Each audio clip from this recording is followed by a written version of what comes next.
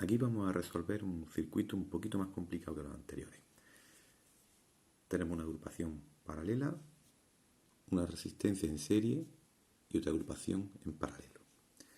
Bien, y vamos a resolver, es decir, calcular todas estas magnitudes que tenemos aquí. Empezamos como siempre, resolviendo las agrupaciones de resistencia. Empezaremos con la resistencia o la agrupación paralelo 1, es decir, este paralelo. Bien, pues como siempre resolvemos, 1 partido resistencia del paralelo 1 le llamo ahora para distinguirlo del otro, será 1 partido 50 más 1 partido de 10. Esto lo resolvemos y bueno, ya no nos entretenemos. Al final nos queda que la resistencia del paralelo 1 es igual a 8,3 ohmios. Bien. Igual vamos a hacer con la agrupación 2 del paralelo. Esta resistencia es de 30 y de 20. 1 partido de resistencia del paralelo 2 será 1 partido de 30 más 1 partido 20. Resolvemos como hemos visto en casos anteriores y nos queda que la resistencia de este paralelo 2 nos da 12 ohmios. Bien, y ahora ya la resistencia equivalente total del circuito pues será la suma de las tres, la suma del paralelo 1 más la resistencia esta que teníamos en medio de 8 ohmios más la resistencia, la suma del paralelo 2, la de 8 más la del paralelo 2. Sustituimos, calculamos y nos queda 28,3 ohmios. Siguiente paso, vamos a calcular la intensidad total del circuito.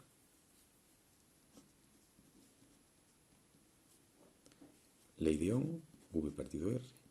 Voltaje, la batería tiene 9 voltios. Partido de resistencia total, equivalente, que hemos visto, que es 28,3 periodo.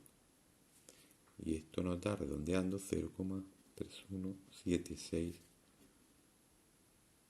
amperios. Bueno, lo siguiente que vamos a calcular son los voltajes que hay entre los puntos AB, BC y CD. Voltaje entre A y B, la resistencia por la intensidad.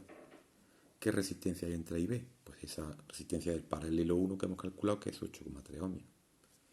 Por la intensidad total del circuito que hemos visto, nos da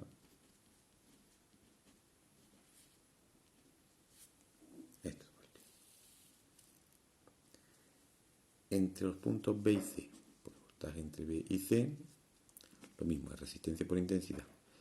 ¿Qué resistencia hay entre B y C? Es esa resistencia de 8 ohmios que hemos visto antes. 8 por lo mismo, por intensidad, y nos da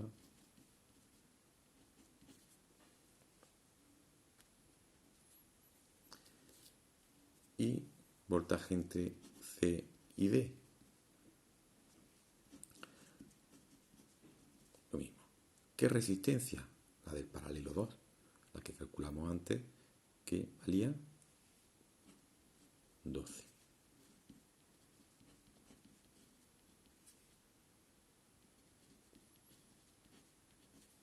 ¿Vale? Y aquí tenemos los 3 voltajes.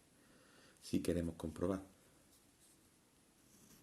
aplicamos la segunda ley de Kirchhoff, sumamos estos 3 y nos tiene que dar aproximadamente 9. Siempre habrá un decimalillo ahí que varíe por los redondeos que hacemos en algunos números.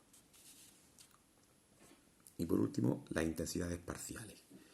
I sub 1, I sub 2, I sub 3, I sub 4. Vamos a fijarnos de 2 en 2. I sub 1 e I sub 2. Aplicamos la ley de Ohm. Voltaje partido resistencia. ¿Qué voltaje? El voltaje entre los puntos A y B. Vamos a fijarnos aquí nuevamente en el circuito.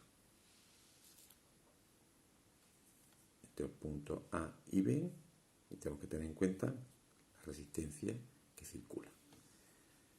Entonces, entre los puntos A y B habíamos visto que el voltaje era 2,646 y la resistencia, pues en uno de los casos era de 50 y el otro, la resistencia era de 10.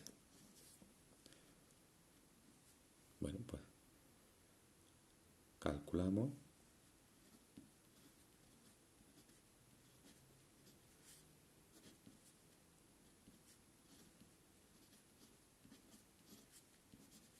aquí podemos comprobar la primera ley de Kirchhoff, es que la suma de estas dos intensidades nos tiene que dar la suma total. Nos tiene que dar estos 0,3176 aproximadamente amperios. Bien, y ahora vamos a puntos, al otro paralelo que teníamos. Las intensidades 3 y 4 se refieren a este. Pues operamos exactamente igual aplicando la ley de Ohm. Intensidades 3 e intensidades 4.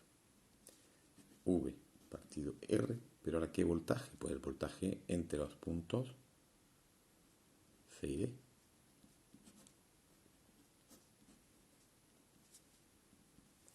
Bien, el voltaje entre los puntos C y D lo hemos calculado antes, era 3,81. La resistencia que va por esa rama es la de 30.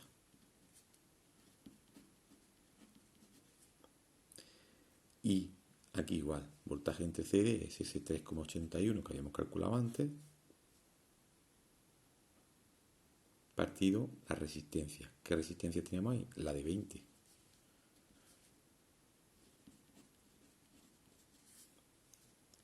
Igual que antes, la suma de estas dos, lógicamente, tiene que darnos la intensidad total, 0,3176. Lo comprobamos y ya está.